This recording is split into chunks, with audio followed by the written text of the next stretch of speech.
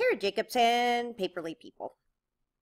So today is big day. I am talking about my first week of being a lifestyle blogger. And usually I don't like these kind of, things. Hey, I just started and I don't know what I'm doing. But I just started and I do know what I'm doing. I am so excited to kind of use my mad skills. I've been in marketing for over 15 years and I tend to do what's called business to business. So I'm selling marketing services to other businesses, right? And that is, like, I've learned a lot. I love it. I still do it. I still have a company doing it. But on the other hand, I really, really like planners and I really like, um, buying covers for them and buying stickers and making art and doing journals and finding all different ways to do journals and to do to-do lists and things like that. And so what loving that is called a lifestyle, right? And so one of the things that I think is really, really a big deal that's super neat is that the internet has allowed us to become a lifestyle blogger or to become a lifestyle representative. A lot of people do it with social media, or they grow a big Facebook page, or they do whatever. But I'm a writer, so I've written a bunch of marketing books. I have no problem churning out articles, and I really love it. I really love writing, and I really love writing on paper too.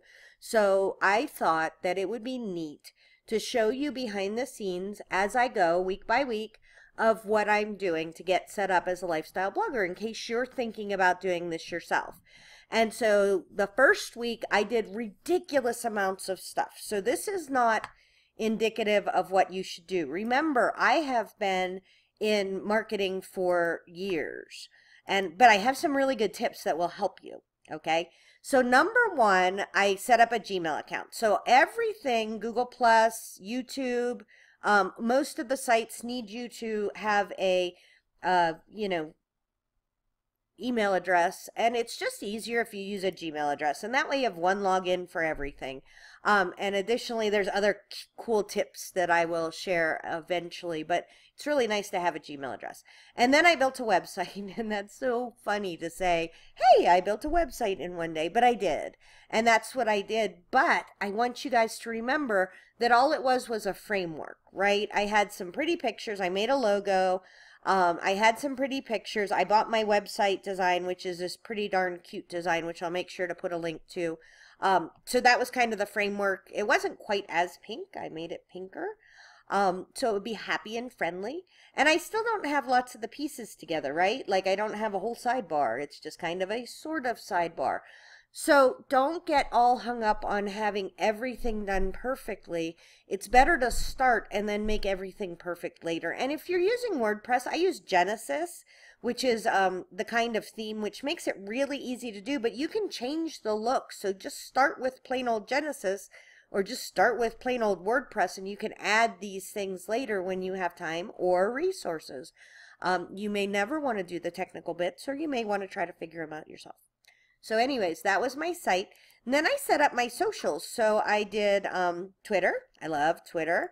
Little Facebook page. Now I want to warn you guys that I'm not going to be focusing on Facebook for the first probably 2-3 months. The reason being is that it takes a lot of work to grow a Facebook page, and I'm much better at Twitter, Tumblr, although I just started Tumblr, but I find it to be really, really fun, and Instagram and Pinterest. So those are the 4 that I'm going to be focusing the most on, Twitter, Tumblr, Pinterest, Instagram. And then eventually down the line, I'll grow my Facebook. Now, the reason I wanted to set it up, though, is you want to, put dibs on your stuff. So say you're going to be Planner Girl, or you're going to be Tara in the Kitchen, or you're going to be some other kind of lifestyle thing. You want to go and get all the different versions of it. So I bought paperly.com at GoDaddy. I got the Twitter account for Paperly People. I got the Paperly People, Facebook page. I got that Paperly, you kind of get it, right? I won't keep going on.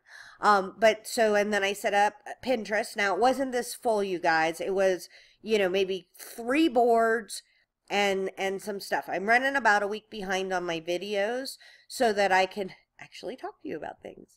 And this is my Instagram, and as you can see, I'm just over time adding things. We'll talk more about how to do it later, but that's something I'm doing. Now, somebody did ask me why I have 2 Instagram accounts now. I have one for Tara Jacobson, which is kind of my business account, and then one for Paperly People. And the reason is my business people don't necessarily want to see a million pictures of planners or highlighters, but the people who like planners and highlighters really care about seeing them. I got 2 likes on this, and it's a brand new account. So and then I set up my YouTube, which there wasn't anything on. This is my first video, so don't get hung up with having to have everything perfect. You can make it good enough and then get it going. Now, I did my own graphics. I'm a graphic artist, which I'm very fortunate. I get that. But you could go to Fiverr, you could do all kinds of things and just, be able to see those. Get something pretty, get something, like, kind of pick your colors maybe and your theme, but don't get so hung up on that you have to have your graphics perfect to start, because you can always, work that in as you go. So hopefully this helps. Taking a peek behind the scenes for the first week. Tara Jacobson, Paperly People.